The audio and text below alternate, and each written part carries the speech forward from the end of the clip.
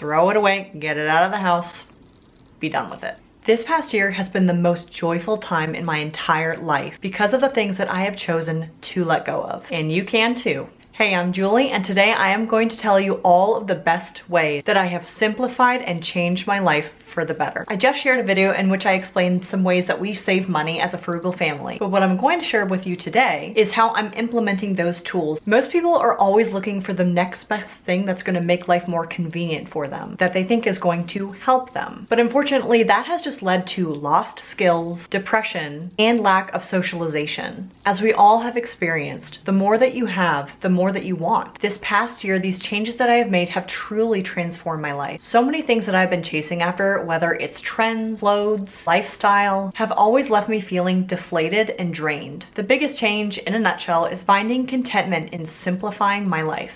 Firstly, practice self-control. When it comes to spending money on clothes, especially on Amazon, it is so hard to not hit that add to cart button. Or if you're in a store and you saw something that you didn't really need, it's so cute and you just convince yourself that you have to have it. You're always justifying reasons for buying things. Don't buy things just because they're on sale. Someone once put, if it ain't half off, it ain't on sale. Only buy what you need. Ask yourself, do I really need this, or do I just want it for the cute factor? Try not to buy all those extra things like jewelry, hats, and any kind of accessories. Try your best to keep it to a minimum and neutrals. That way you can match everything and you don't have to store multiples of the same kind of item. Number 2, delete social media apps from your phone. Now hear me out. I'm not saying that you need to completely detach yourself from social media. If you have that outlet on your phone all the time, you will be on there all day long. You never have an excuse to put it down. This way, if you have to look something up, you are intentionally dedicating a set time and place to do that. And you're not tempted to just sit there for hours twiddling your thumbs, watching funny cat videos. Do not compare your life circumstances to those on social media. The more time that we spend looking at that stuff, whether it's clothes, houses, cars, the less content that we become with what we already have. And if we take that away, we can appreciate what we have so much more because there's nothing to compare it to. And you don't feel like you're lacking anything. I'm not saying you should never treat yourself. I mean, everybody likes nice things every now and then. But if you don't make that as much of a priority, you won't be accumulating as much clutter, especially things that just aren't essential to daily life.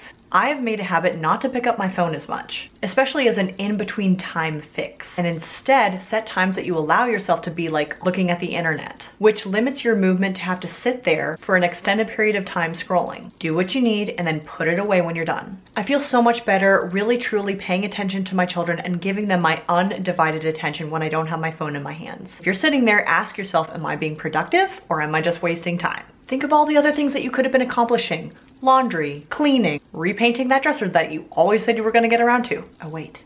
Yes, even me. Give yourself a break every now and then, but be careful that you don't fall into the trap of just mindless scrolling all the time. And 3 hours later, your eyes are going, oh, what have I done? Make sure you're taking regular breaks. Get up and move your body.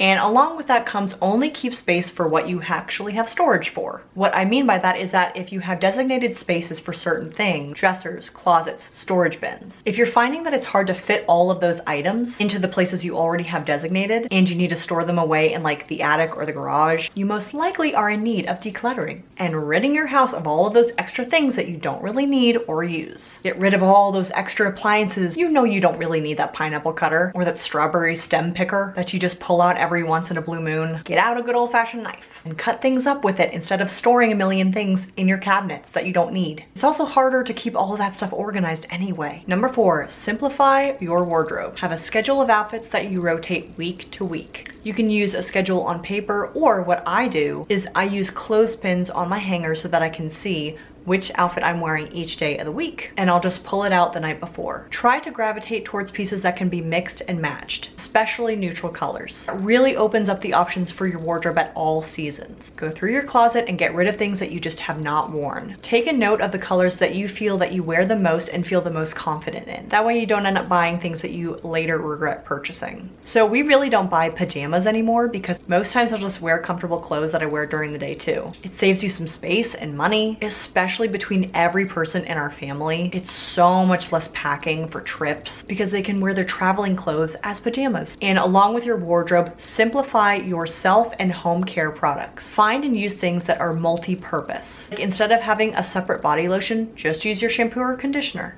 Instead of having 3 different sprays for the kitchen and 6 different sprays for the bathroom, simplify.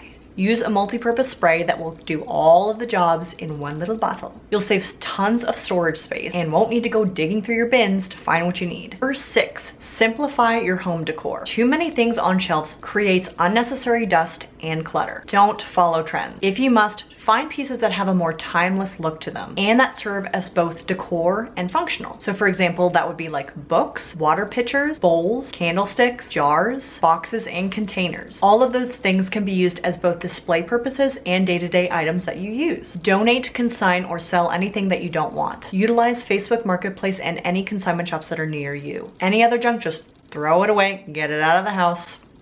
Be done with it. Don't live life trying to mimic what is trending. Really embrace who you are as an individual. Don't worry if your home is not like the cover of a magazine. If it suits your style, that should be enough. Don't let materialism dictate how you decorate your home. Of course you want your home to look nice, but that has so many variations. There's not just one style that should be into you. Number 7, find time for leisure. Take a nice bubble bath, go for a walk, call your sister or your madre, take a nice long nap. We live in a culture that says that you constantly need to be busy and productive. And we don't take care of ourselves or recognize when our bodies are trying to give us signals that we need to rest, which leads to burnout, which leads to unhappy people. Number 8, do not make so many appointments. I'm talking about all those unnecessary extra things in your life. Enjoy free activities instead of filling your schedule with all sorts of things like appointments and play dates. We like to keep things very simple. We go outside, we ride our bikes, we take walks. Let your kids get bored every now and then. It sparks creativity. Don't just plop them in front of a screen for hours. They need more fresh air. Don't dye your hair. I used to highlight mine all the time, and now I've just let it grow naturally, and I really love it and I embrace it so much more now. It saves me so much more unnecessary time and money too. Plus it kind of damages your hair on the long run. And the last and most important thing is to practice being grateful and content with what you already have. Get rid of things that just bring negativity and make you unhappy in your life. You need to fill your world with more love, peace, and joy. Don't put so much effort into things that you don't even really care about. Slow down to read a book and to pray. Just give yourself a mental detox. Do nothing on Sundays. Truly make it the Lord's day. I mean, he gave it to us for a reason. He knows that we all feel burned out when we never give ourselves a break. Put your phone away and talk to your family. Go to church, read the Bible, say some extra prayers, practice being the best version of yourself, and focus on the virtues that you personally need to work the most on. Hebrew 13 says, keep your lives free from the love of money and be content with what you have. Practice slow, intentional living. Learn new skills and learn how to do them well. Learn how to play the piano or some other instrument. As a homemaker, I've always wanted to learn how to make bread, and I finally found a recipe that works really well for our own family's needs. It goes really well with different recipes, and there's only a couple of ingredients involved, as opposed to like the store-bought stuff, which has a million that I can't even pronounce the names of.